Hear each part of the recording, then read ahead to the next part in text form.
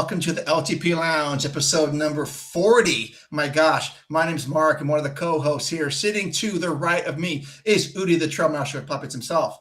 Good evening. Good evening, sir. Hey, tonight we are talking about what elements of Coco do we need for it to be successful when they build it out? What are some elements of DCA that they can do that's going to make this a full-time an all-day park, and also some Disneyland Resort news. All right, so let's roll that beautiful introduction thing. All right.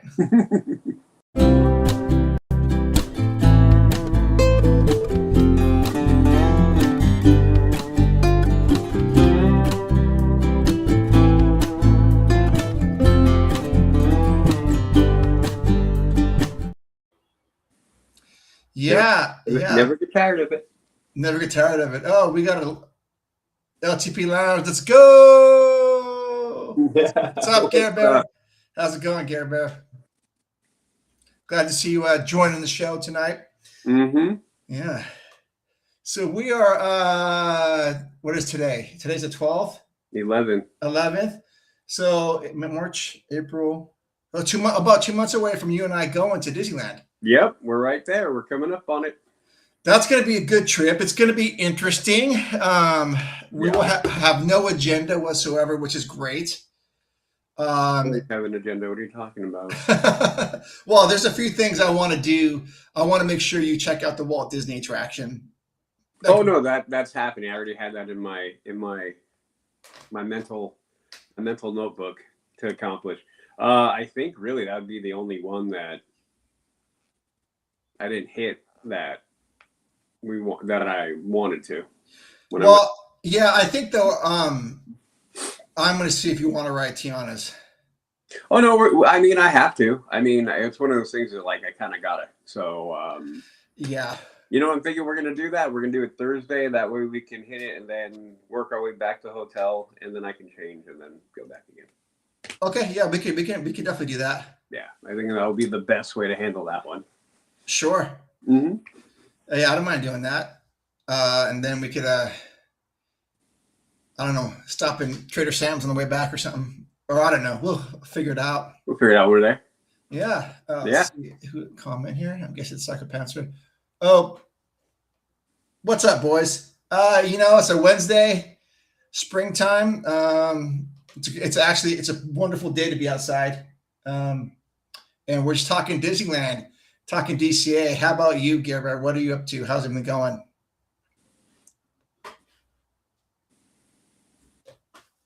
Okay. Well, let's go to the news first because some news stuff actually dropped yesterday. And I'm going to put us, let's see here.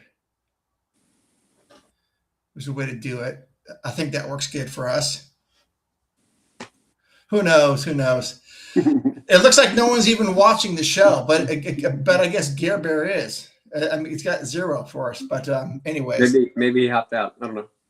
Yeah, I don't know. Anyway. All right. Thomas Maslum named chairman of Disney Experiences. Okay. Thomas Maslum will be and he's the one that made those comments. Sorry. He's the one that made those comments a week and a half ago about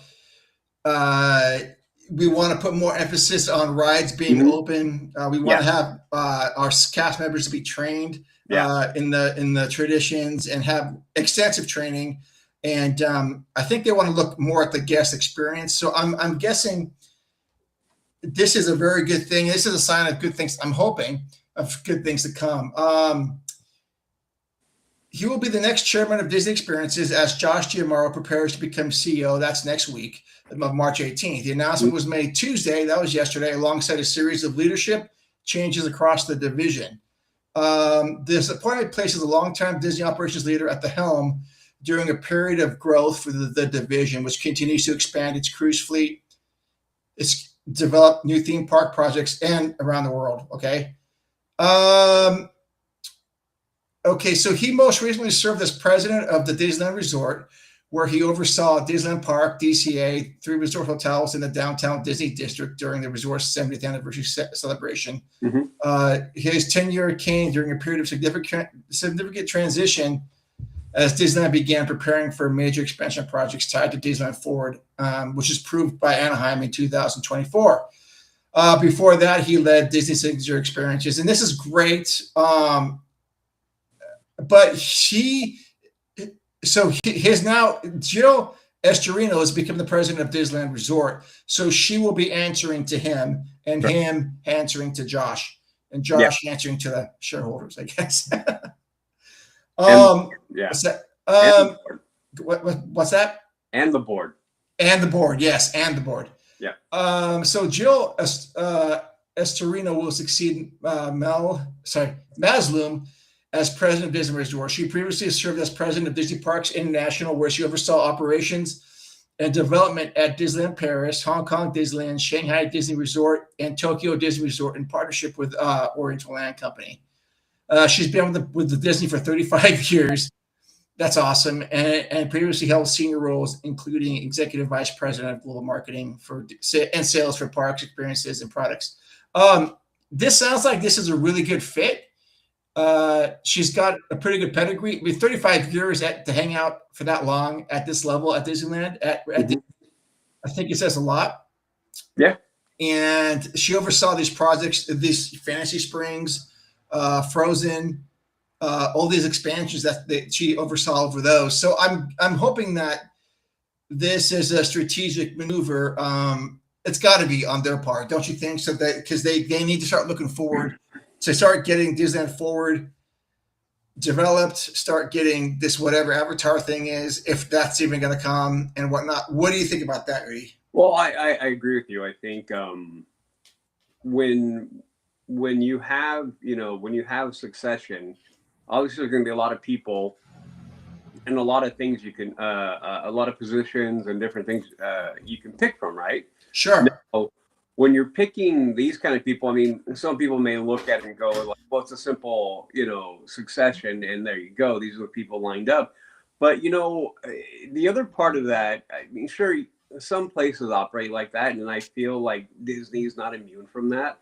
But at this higher level, looking at where they've been, I think it can kind of point to, again, we talk about it ad nauseum. These are pieces. These are things that point in direction. Doesn't mean that that's what's going to happen. But with your looking at where she's been and where she's been developing those other projects, where the bulk of the work of expansion that Disney Corp has been putting, those are big projects, right? Yeah.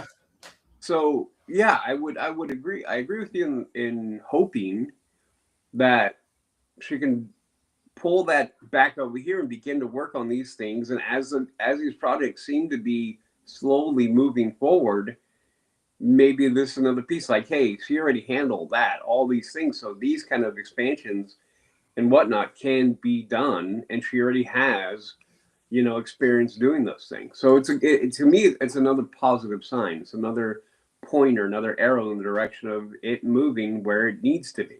Yeah. I was reading an article the other day. I'll find it. I'll send it to you. But it was but they had suggested that and this is not a suggestion, but I guess it's fact, that Disneyland in Anaheim is the park that it's kind of like the media park where everything for the company is filmed out there, like the Christmas specials and kind of holiday special. I mean, they're not doing that in Florida, as far as I know. No. So I know. I mean, yeah. So it goes beyond, saying that they need to make sure that this park is pristine and is firing on all cylinders, and because it's really like I don't know if is this the crown jewel of the Disney property? Oh well, I mean, I would have my opinion is going to be like yes, but sure. It realistically, you got to look at it at what lens are you looking at through. So when you're going to look at creativity, the beginning, the heartbeat of the company, everything, then absolutely, it's the crown. The only park that Walt had his hands in, sure, his hands in, all those kind of, he walked that park. Everything began there. So it is the inception point. So yes, in my opinion, it has to be, because they don't have anything else. None of it without this. Right. So if you're looking at it from a fiscal point of view, then no, because it's not. I mean, Florida is the one that brings in the maximum, revenue out of all the parks. It just size, scope, the whole. I mean, you all know why. But no, I would say that Disneyland, when you come to the deeper things, the layer down, couple layers down, then yes. Yeah. And we've talked about it often about D23 and how many times, we felt the snub, like there hasn't been much, and we got Avengers coming, and and now we're looking at the Eastern Gateway finally. But how long has that been in the making now?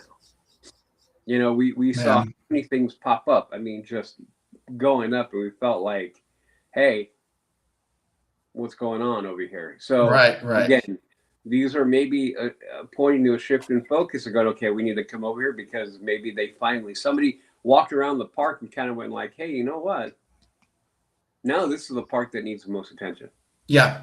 I mean, we'll see what happens, but we'll see what happens. Yeah. Okay. Gilbert has a comment. Sounds good. Hopefully they can focus on the Disney magic and customer service. Yeah. I agree. Gerber, can you elaborate more on that? Tell me what would make it better for you in terms of customer service. I have my ideas. I'm sure Udi has his own ideas of what that would be, and some of the Disney magic. But for me, I don't know. Actually, let me start with you, Udi. What would you say about that? What's the customer service that they could improve on? Well, I think the small things. I was watching. Oh God, who was it? Anyway, it doesn't matter. And they made the comment that the making magic, they hadn't heard of anything like that happening. And I go, well, I mean, those are little things that aren't ever publicized. A lot of people have no idea what it is when you say that, because it's not something that is plastered all over the place. So, but that being said, I think it is one of those things where they need to get tighter with cast members who aren't living up and aren't doing what they need to do. Right. Like I said, the one cast member, I'll just use the one as an example, because the one that comes to mind is the one I was out there. She looked like she had wanted to be anywhere but there. And I'm like, you can't have that at that park. You just can't. No. And, sadly, post-COVID, we ran across a few too many stories of that kind of happening. I mean, more than I feel like we're okay. I mean, it's going to happen. People have a bad day. We all understand that. And true, under the lens of social media, maybe it's more amplified. But, I think we've all noticed that cleanliness of the park, those are all little things. So making sure that the cast members 100%, like, this is how you are, this is where you're going to be, and this is how you have to comport yourself while you're on stage.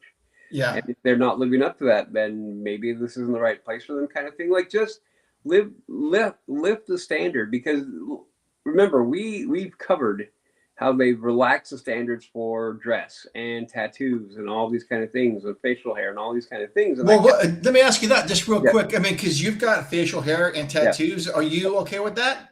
Well, yes. And that's because, and the reason being is because that's the standard that they set. Right. So, hey, if I'm walking into a place of work and they say, hey, we're interested, but here's the standards that we have. And if you don't live up to that standard, you get removed. Right. So it's the same thing there. And some people say, well, it's a personal expression. I get all that, and I'm not going to argue that. But when you walk into that place and they say, hey, this is the image we want to portray, and if you do not fall into that, then there's going to be a problem. That was always my issue when they began to relax that, because we all know people, and there are some people, not all of them, probably the vast majority are fine with that, but there's going to be that small segment that's going to push and going to push and going to push, and they're going to complain. And Why can't I do this? Because it's not about you. Yeah. So that's the problem, is those kind of people who walk into the job and go like, well, I just don't want to comply with those things. It's like, then you don't need to be here. Right. And so being more willing to go back to that, because like I feel like Disney, I think I said it last lounge, that Disney, I think, got a little bit more ideologically driven when it came to that, like allowing those things to loosen up. And I think it was to a detriment. I think it affected and it went out more so than I think they would have realized. I thought somebody would probably be like, well, okay, we can, being compassionate, being understanding, and overwhelmed abundance, like, well, we need to think about cast members and how they operate. And then that's absolutely okay. But there are certain standards that's it. Your costume needs to be on point. Your everything needs to be on point. If you're a sweep, you have that area. That is your responsibility. It's not like, hey, like Mark, like I said, out in the real world, people, if I don't do my job, I'm getting talked to. If I continue not to do my job, I'm shown the door. Sure. I'm not saying they don't operate that way, but when you can feel the laxness come through, then that just it goes out like wildfire. So yeah. That's it. It's like just Okay. those small little attention to detail touches, like I said about Mickey and Minnie's, realizing that, hey, this paint isn't here. This is chipped. Like, who's walking these? Who's inspecting these? All those are little elements to all of that just elevate the whole game. Sure. Yeah. Good answers. I think I'm going to add to that. Like when I say guest experience for me, I'm thinking what are the pain points? What are the pinch points of a daily guest experience for me? And I can tell you, it's flipping mobile ordering. Mm-hmm. It's the use of cellular phone at all times. That's I find that bothersome. I find this pay to play lightning lane nonsense a pain in the ass. Yep. And it's a kick in the face after you've spent so much money just to get into the park. I just want to ride a couple attractions and not wait 3 hours and not feel like I need to spend another couple $100 just to, I mean, that kind of stuff. And I think about people that aren't, you and I can navigate the park and go to the park easily. Yeah. I don't have a problem without us, but like the people who haven't been in like 10 years or something, I feel bad for them because they just want to go and experience the park and they make it so flipping hard just to go and enjoy your day at the park. Oh, I've got a mobile order. I've got a reserve time here. I've got to do this and this. Oh, Gear Bear. Amen, Mark. Hey, he got it. Yeah. Oh, he has a comment. But do you want to say something about that, Udi? Well, no, and I completely agree. I think, I've been saying, and I think we're seeing small signs that they're beginning to go away from this is how you look, everybody. Welcome to Disneyland. In order to enjoy the park, you need to do that. If you do not fall into those parameters, you will not enjoy your day. Yeah. Instead, and what I've always said, no. It's like, here's Playland, off you go. Enjoy it as you want. Yes. And I will always say it, no matter what, if you don't want to stand in the line, then you don't. Right. If you don't want to, make a reservation and it's going to take too long to go in that restaurant, then you don't. Right. That's it. Yeah. Hey, I want to actually walk up and stay in this little 20-minute, 30-minute line to get my drink. That's my choice. So just let us enjoy the day. Like, yeah. And so what are your thoughts on the, Gerber's got a comment in a second, but what are your thoughts on the, if they were to remove like the virtual queue? I've said it before, get rid of them all. Get rid of them all. The only thing that I would be okay with them virtual queue for is when they do, Preach, Judy. Yeah, thanks. Is when they do popcorn buckets and stuff like that. Like, virtual queue that stuff. So you're not seeing these long lines on the street for a popcorn bucket. Like, virtual queue that stuff if you want to do that. Do that kind of stuff. But for an attraction, get out of here, man. Like, they go through so much effort, time, energy, attention to detail to build these, for the most part, these amazing queues. Built so that when you're in them, You're not in a white wall sanitarium, very like on board now. Like you can look around. I mean, I go to Rise of the Resistance. That queue from almost beginning to end, even the exterior queue's not bad, right? No, I love the Once you go, waterfall. Yeah. yeah, once you go in, all the stuff they have, like that's just cool stuff. I mean, even the tight one. I mean, let's go to Jungle Cruise. That's a tight queue, but Yep. look at Yep. where you're at, and then look at the stuff around you. Yeah. Like you can see the traction, you can hear the stuff going on, all the kinetic energy. You can look over there.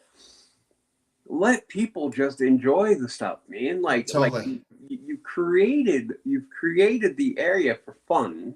Mm-hmm. Let us have fun, man. Like just let us do it. Let us do it. Yeah. Oh yeah. Hold on. I'm gonna get rid of this, and then he's got a comment.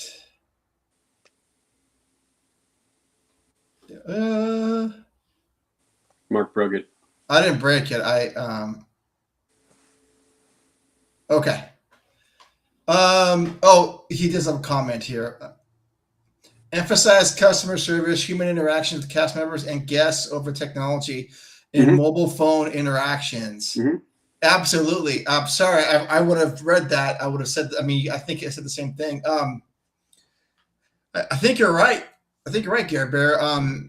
It's too much dependency on this stuff. It's like Yudi said, I just want to get a ticket, go in and let the Disney winds take me where I want to go. Well, you know, and I think the one thing that the phone has done, and I mean, this is across outside of, I mean, in the world as a whole, the phone has created a barrier between me and you. Yeah. And that phone barrier, it blocks it for us to be able to be like, connect. Right. So yeah. Dude, and then cast members to me, see, just a whole real quick one. Cast members to me, then when you do that, then not only they become a non-entity, you become a non-entity to them as well. Sure. So it goes both ways. Yeah. You know? So you remove that. I mean, you know what? The best way to describe, which everyone's going to know, those stupid plexiglass barriers that they put up during COVID, which didn't help anything, but hey, you had to have them up. Bingo. Perfect example. And people with the phone now is that plexiglass barrier. That's what it is. Yeah. Yeah. Absolutely. It's like, dude, and you're gonna see this when we go there. They're gonna have little kids are gonna be on phones with their parents. I saw it. I know, but like, the hell are you doing? Kid, put the fucking phone down. Yeah. Enjoy the atmosphere because you're a kid. Well, that's what? Poor parenting. That's poor parenting. Oh, absolutely. Yeah. And then when you and I go on a Disneyland Railroad, there's gonna be folks just like this. I will tell you this, Mark. What? I will tell you this. When I was on the railroad, when I was where else did we go? In the railroad in particular, I looked around when we were cruising through. Nobody was on their phone, dude. Nobody. Not in the car that we were in. Nobody. And I was like it wasn't like, you know, I'm here talking to a couple people here. Ty's here, Chris is here, Nick's there. They're talking to the little girl over here, and it's just like everyone's just kind of like hanging out, talking, chilling. That's awesome. Yeah. So, that's good. That's the kind of stuff I want to see. But I've seen the inverse of that too. Oh, no, you're not wrong. I saw it too, but I'm just saying I don't know, man. I feel like there's that friction is beginning to build between that world and the other world of like people realizing that being on a phone is not good as much, that people are finally starting to wean people off the phone. I mean, I think we grew up without them. So for us to be like, we have it, it's a dependent tool that we have, but in certain scenarios, we're more than willing to, I mean, like I said, for me, I hardly touch my phone. I took a few pictures, responded to a few texts. That was it. All right. That's the way it should be. And you have a nice phone. I do have a nice phone. Yeah. What do you think about them trying to bring back possibly live entertainment in the parks? You in favor of that? Yeah, 100%. Again, one of the things that that really, really, really pulls Disney away from other theme parks and amusement parks is that is the quality of entertainment and live entertainment. The shows, the plays, the singing, the bands, the whole thing. One thing that Walt always had right was music, and the recognition of music, how heavy and how important music plays in anything. Look at Fantasia. You can think about, you go through and you begin to think about his work, from Snow White on through. Think about the music attached to all of those projects and how important part they play. I mean, I go back to mine, which is Star Wars, and you think of John Williams, and you hear those French horns, and I'm automatically, I'm like, oh, And there's plenty of those kind of songs that in through the Disney catalog that will hit with different people. So yes, I mean, anytime you have that, anytime you have some live connection, again, live music, this is another thing. It's not on a screen. It's literally like plugging in. And we all know live music, live plays. There's nothing quite like being there. Right. Because you just feel the energy that's different. For sure. Dude, I'm stoked. When we go, Galaxy's Edge is going to be rethemed with that OG characters. And I'm so stoked to see what that's going to bring us in terms of music and characters. And I'm not going to I'm really going to try to not look at any POV stuff or any sort of, oh, here's what's going on sort of stuff. No, I'm not, because I think at the end of the day, all that you can look at it, but it doesn't matter, because once you're there and it's in your face, and I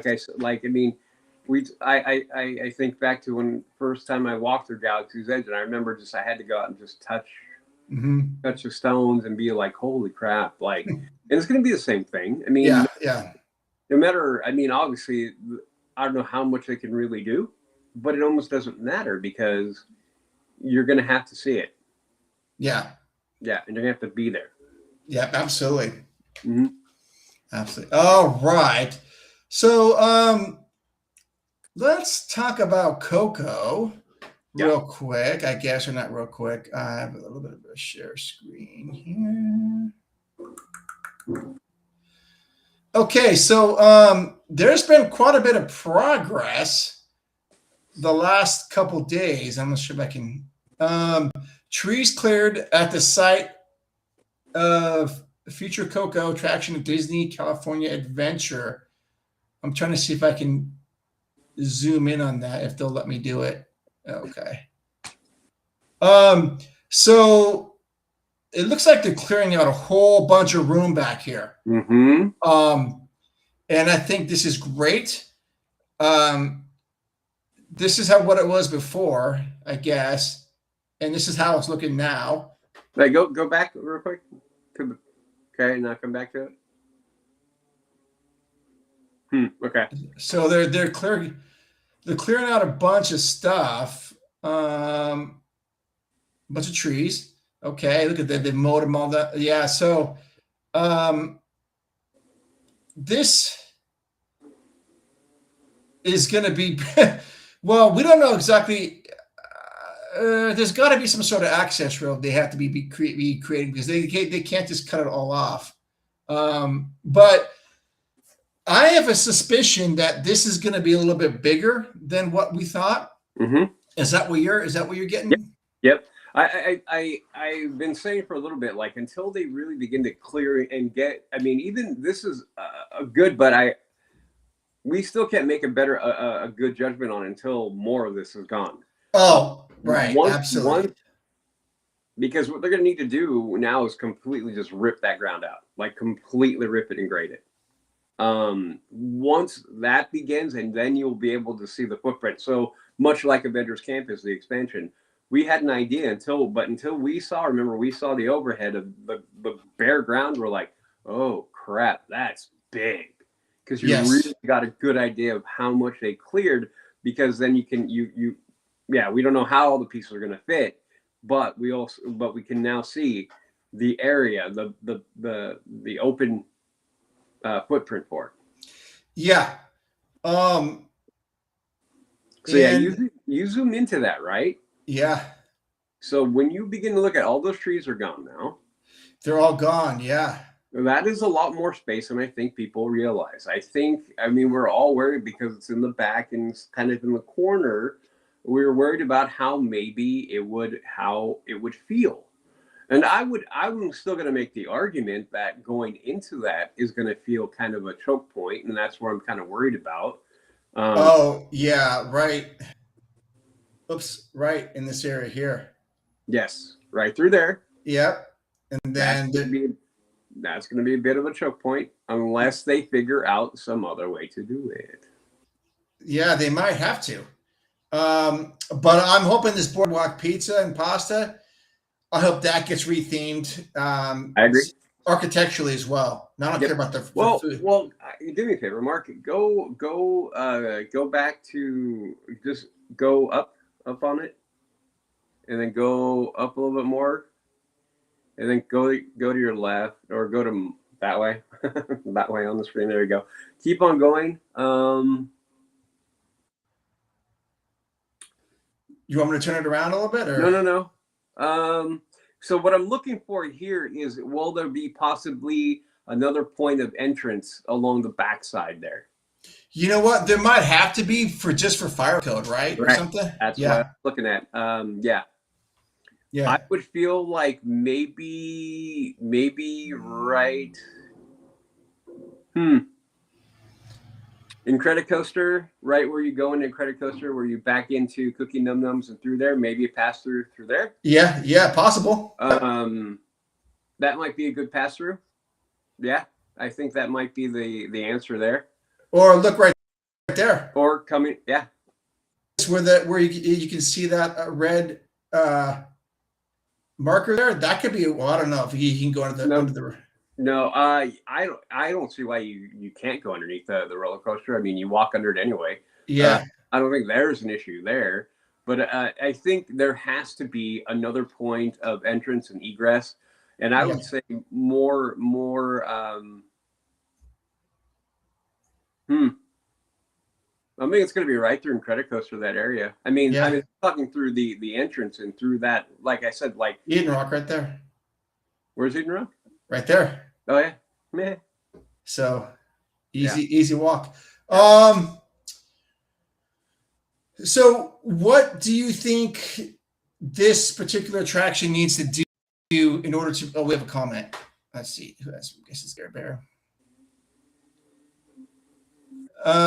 Doesn't seem like a lot of space for a whole land. It's not going to be. It's not going to be a whole land. But that does lead the question, though, Udi. What do you think they need to have something more than an attraction? Yes, and I've said it before, and I'm not gonna back away from that. They absolutely need to. And so this is where I'm wondering what they're gonna do. So going into the question, right? It's like, well, what do they need to do? What in order for it to really be good? Obviously, the number one thing is going to be the attraction. We got to make sure the attraction is well done. I mean, relatively decent size. Make sure it covers all its points. Please don't give me a new thing. Just tell me the story. We like that. We like Dante. We like Coco. Little Grandma Coco. We're good, right? So don't go there. But what we do need, and I think, and again, this is when I have to give a shout out to Disney Imagineering, because they think about these things. They think about cultural influence and impact. They think whenever they do. I mean, we can think about Splash Mountain. Yeah, they went far and beyond that they ever had to even justify, to make sure that they're getting good representation there and accurately portraying what they're trying to do. John, make it rain. What's up, brother? What's up? How's it going? Thank you for joining the chat. Yep. We're talking about Coco, John, and what does it need to bring to the DCA footprint in order for it to be successful? Just an attraction, or do we need a village? Do we need an attraction plus a restaurant? All of the above? That's what Udi's talking about right now. Yeah. Okay. So this is what they need to do. They need to have a shop. They need to have something. They need to make more of a village type. It doesn't need to be big. So I agree with you that the pizza and right there, they need to kind of meld that in there, make that a bigger transforming area, and see what they can do along that side. So Yes. restaurant. Dude. So if they retheme that restaurant or do something like that, great. Add a shop or two or something, great. Definitely facades, little town, pueblo, that kind of thing, absolutely needs to happen. It does. Let me go back here real quick Oh, and because what? keep on going. I'll keep on pontificating. Well, I want to go to this. They had a concept art. Oh, where was it at? That wasn't it. Well, the one that shows like the entrance. They got to redo the entrance to make it that like that the archway and stuff, right? yeah.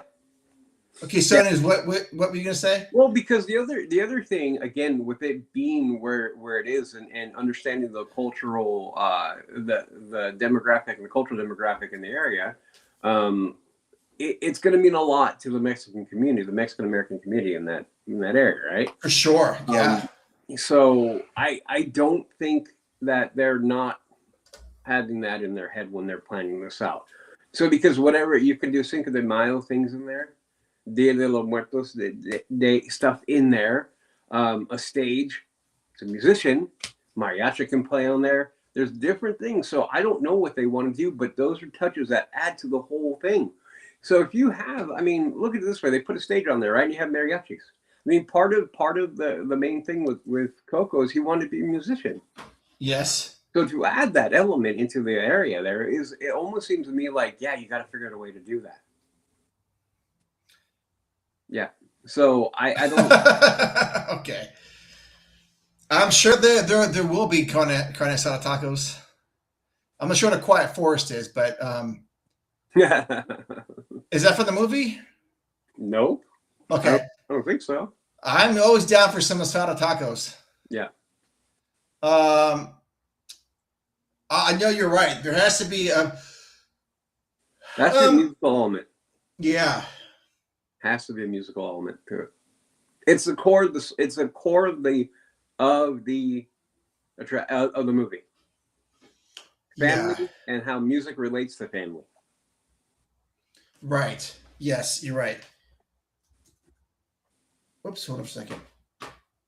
I mean it. I don't know, man. I want that cue to be pumping the music and just like, you know what I mean? The whole thing.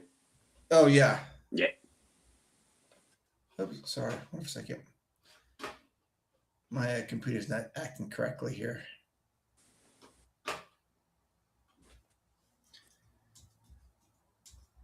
Because the picture that I kind of want to see here is, oh yeah, this thing. And I'm going to switch real quick.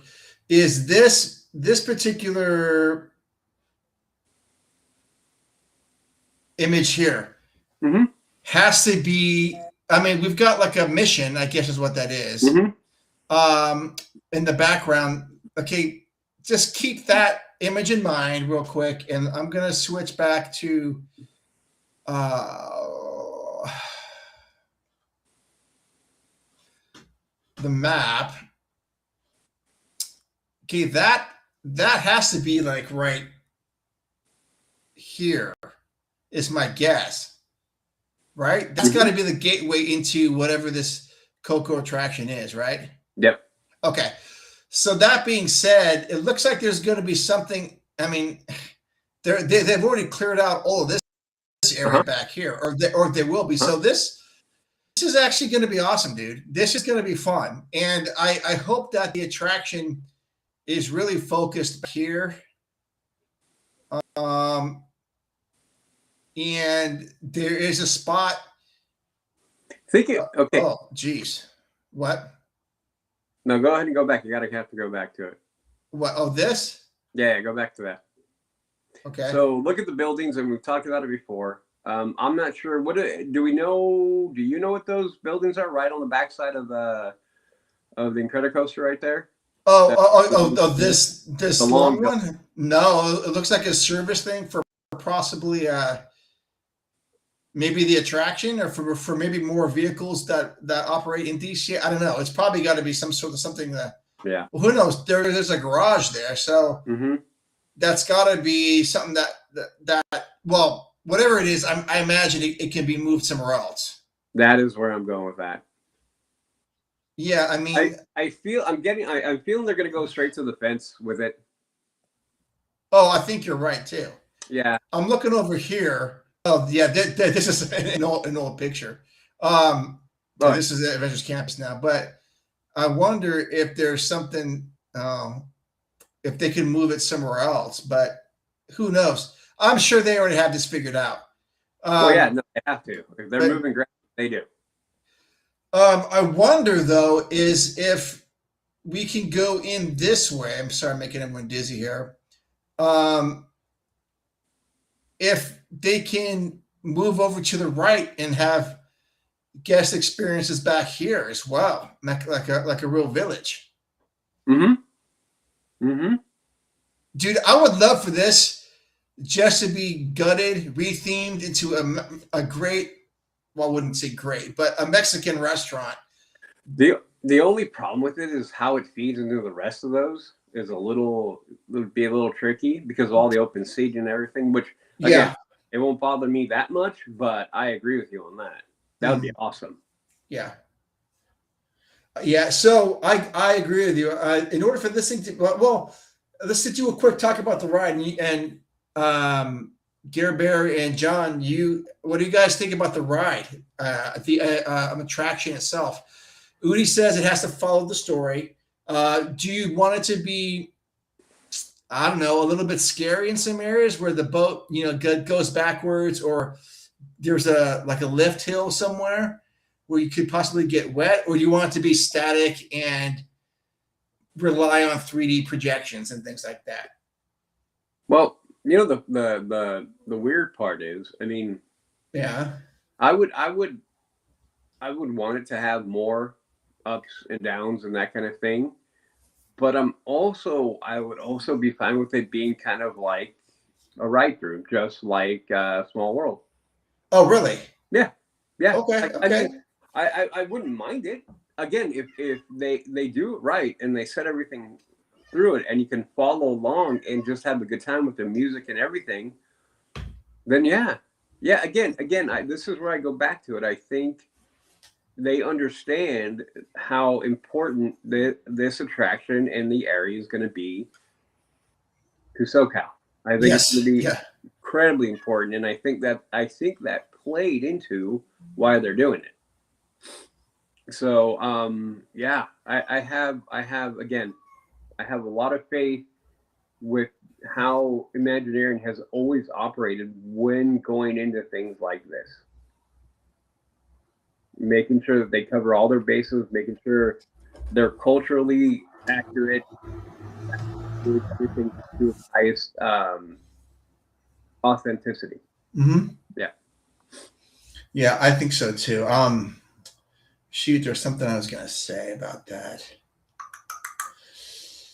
I would want the boat ride to be not just a peaceful, tranquil thing. I want there to have a little bit of element of danger. But my guess is that I am not the demographic for this. I think it's going to rely heavily on, what if it's 3D? How would that work? I don't know. I don't think that would work.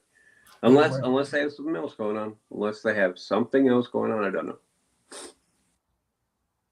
No 3D. I've never seen Coco, but I know it's a beautiful world, and the art style is amazing. I hope it's good. I hope it's good too. Watch Coco. Yeah, watch it. All right, here's John. I'm not really into the Day of the Dead stuff, so as long as the ride provides some thrill, I'll be happy. It would be cool if they could add in some sort of pirate ride or original ride. Not there. Do you mean, John, are you meaning that they could add some sort of elements from the pirate ride, from Pirates of the Caribbean? Is that what you're talking about? some of the technology from Shanghai. Is that what you're talking about? Also said I'd like multiple drops too.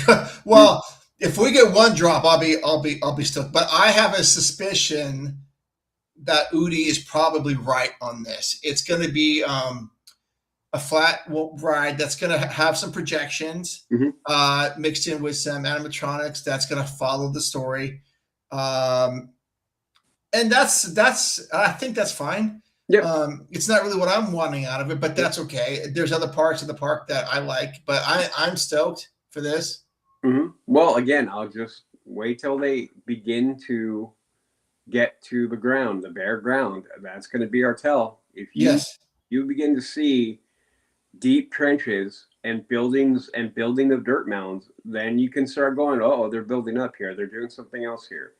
I mean, we all know why they what they did with Pirates and why there's drops in Pirates. I mean, it was not only for, the theming, but it also served a practical purpose.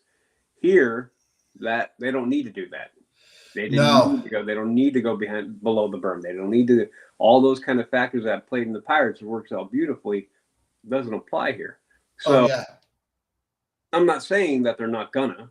I mean, but the only other, if they're going to have drops, you're going to have to go like with Giannis. They're going to have to start building the thing up. And then that is the thing. Like I'm saying, if you see them dig and you start seeing some trenches and you don't see anything really starting to build up and move dirt in that direction, then I'll be like, okay, well, there's going to be a tell. So we'll have a good tell of it pretty quick, I think. Yes. Yeah. And I'm also curious as to what the show building is going to look like externally, Yep. I'm so curious about that. Is it going to be like a mountain? Is it going to be like a mission? Is it going to be like a pyramid type thing? Who knows, right? Don't know. Yeah. What did he say?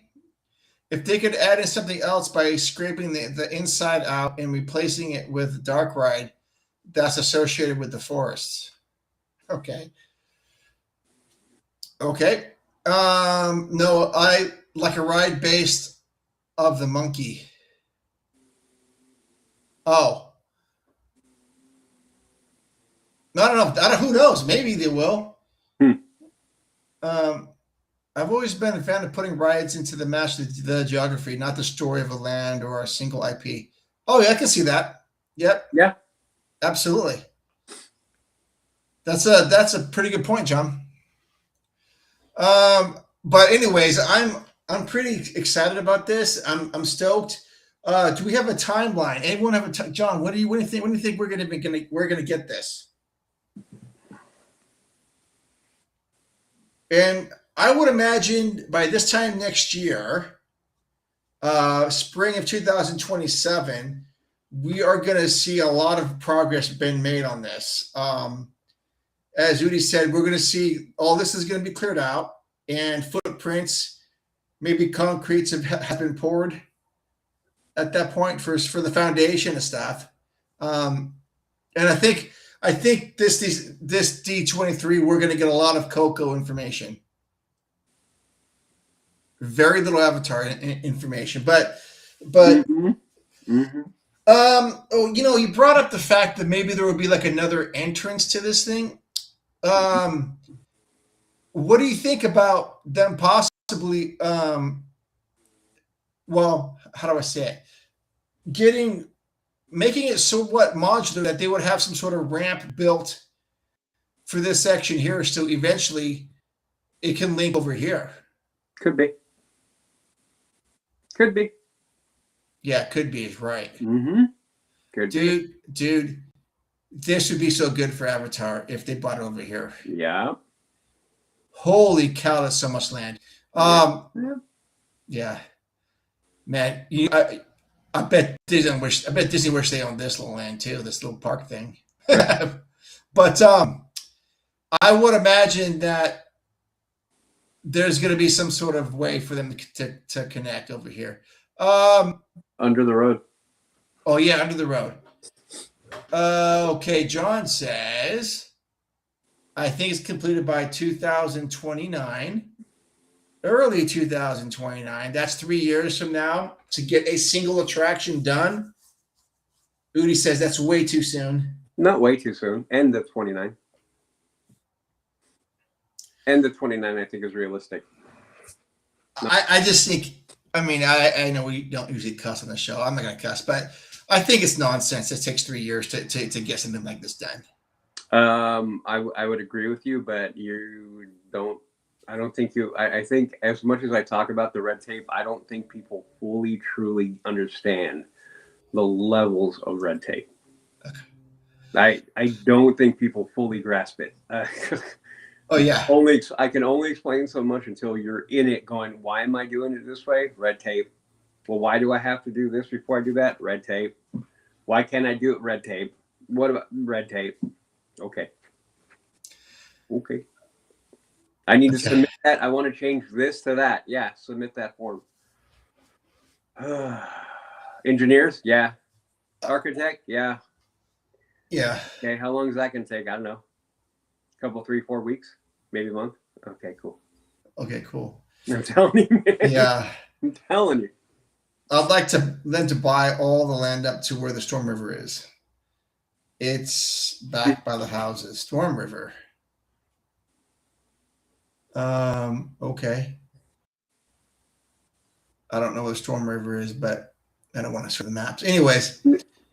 All that. I mean, I get. I know going in that direction. Yeah. Oh, it's over here? I believe so. Oh, is that this thing right here? Yep. Oh no, that's a train track.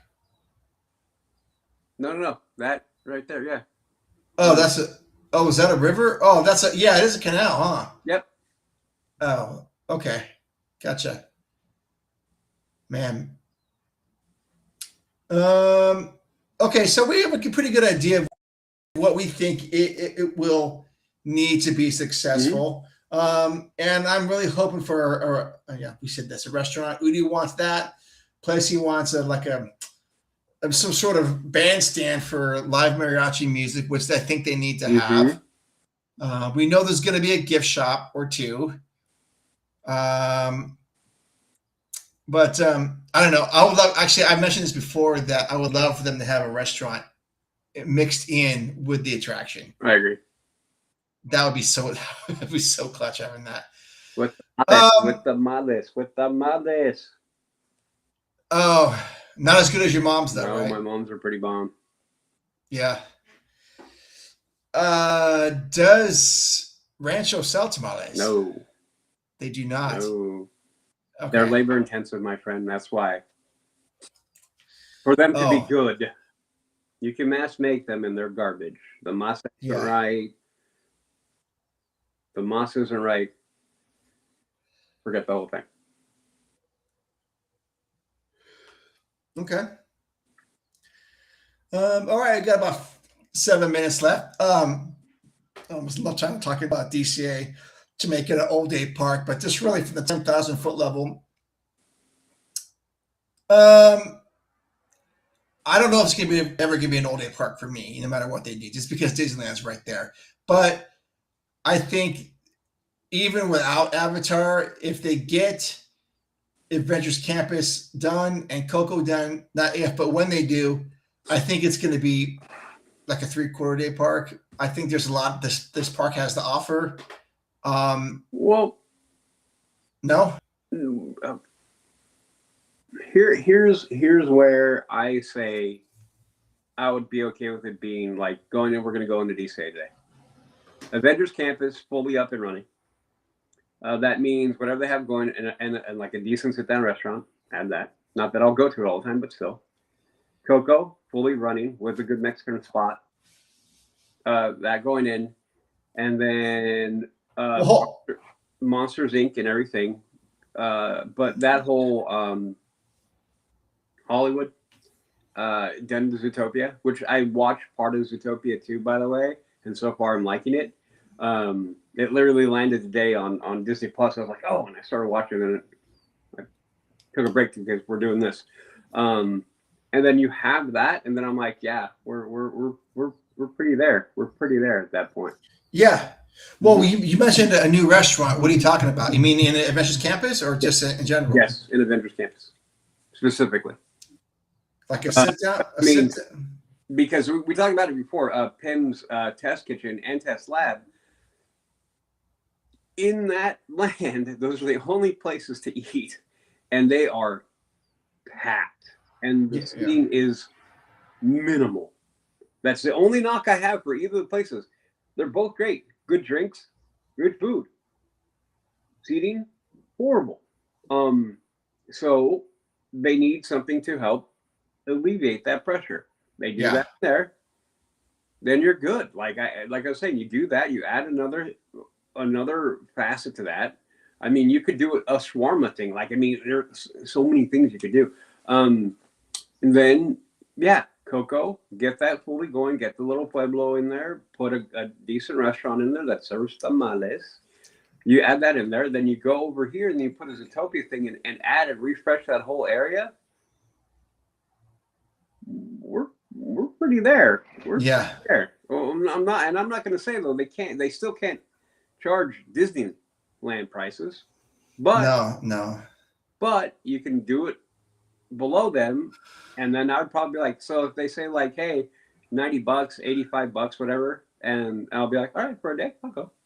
All that to do that, I can drink, hang out, here, go do that thing, boom, gravy. I'll be fine with all that in place, because those are pieces that make it like, it makes it so okay. I mean, when we go to Disneyland, we have to go on this, and we have our list, right? We go to DCA, typically we have 2 things we want to go on. 2. And then after that, whatever.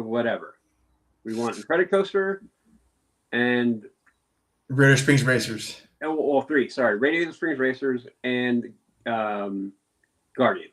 Yeah. Oh, yeah. 3, and you're more than willing to cut. I'm good. I got my 3 in there and I'm happy. But you add the 2 new attractions with both of them in Avengers Campus. You add Coco, then you add a couple places to sit down and eat. Then you add something to refresh the Hollywood. I'm still, mine needs to be Zootopia, and put a Zootopia ride in there. Add all that stuff. Add the elements of Zootopia, the different lands. And I mean, if you guys watch Zootopia, you understand what I mean. And then that adds different elements to it. And to me, I'm like, pretty good park. Yeah. Pretty good park. Yep. Absolutely. I don't disagree with you at all on that. I think everything you've said is spot on. I've forgotten that PIMS can get pretty impacted. So, but you're gonna have well, I think they should still have it, the pork belly grilled cheese. Oh, you said that was good? Okay. I had 2. Oh, really? Chrissy said it was too greasy, right? Yeah, but that's for her. Oh. And it was greasy, but I could take the grease. Okay. Right on. All right. Well, that's going to wrap up episode number 40 of the LTP Lounge. Of course, this is a subset of our regular show, the Leaving Today podcast. Episode 240 is out right now. Episode 241, we're recording this Sunday, so I'll be out in a couple of weeks. Thank you again for everyone in the chat room. Tonight it was just Garrett Bear and John, but thank you for adding to the conversation. It means always a lot. Yep. And then programming note. And programming note is we will not be on next week. I'll be out of town, but the following week we'll be back on track, hopefully, with something. Yep. We'll see how I'm feeling. I'm probably tired, but that's okay. We'll get it done. What else? Well, if you'd like to be on the show, do let us know. Send us an email at info@leavingtodaypodcast.com or DM us at Leaving Today Podcast on Instagram, and we will for sure have you on the show just to be like a guest. If you want to come on, John, or even Garrett Bear, you want to come on? Definitely do that. And then also May 14th through 16th, Udi and I will be at the parks. So if you're around and you're watching this, hit us up. We'd love to hang out with you and spend some time with you doing something. Absolutely. All right. Yes. Okay, we have a comment. What is this? Oh, great show, guys. Just listen to the podcast as well. It was a fun show. Oh yeah, that was a good show. Eric and Ashley are really good people. Pretty funny and very knowledgeable too about the parks, and so that's always good. Udi, where can people find out more information about you? You can find me on another show, The Mando Show. I got to hit the boys up and see when we're going to sit down to do our mall review. Basically, talk about mall because we have the mall series coming up on Disney Plus animated. So we're going to go into that. And you can find me on my Instagram, which is one I'm usually only on, which is HAXGOALIE, Hax Goalie. Awesome. And you can find me at Leave State Podcast on Instagram. Also, like I said, email us at info@leavingstatepodcast.com, and then check out our website, Leave State Podcast. We have a way to sponsor the show through Patreon that helps out with the software for this to run this. It helps out with our hosting fees and everything like that. So that does help us out. I would imagine. Well, when we get back from Disneyland, it's going to be about a week or so before the Mando and Grogu. Mandalorian. Yeah. Mm-hmm. So stoked about that. Yep. That should be a fun. We're going to see if we can get the boys. Let's see how big of a group we can get. What's the ideal amount of people you want there? 8, 9.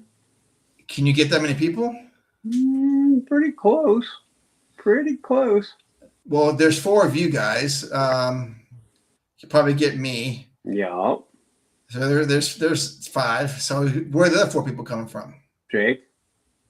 Oh yeah. And then I wouldn't be surprised if Joey pulls another couple people in tow. Probably Okay. like Jared. Leon. Philip Leon. Oh, he's gonna venture out. He might. Okay. Okay, cool. Yep. Cool. Only a couple months away. Here we go. Here we go. Mm-hmm. All right. Well, again, thanks again for spending time with us. Do click and subscribe to the channel. It helps out. We're at 76. I want to get to 80 soon. Small steps. All right. Until then, we love you, adventures out there, and we will see you in the parks. See ya.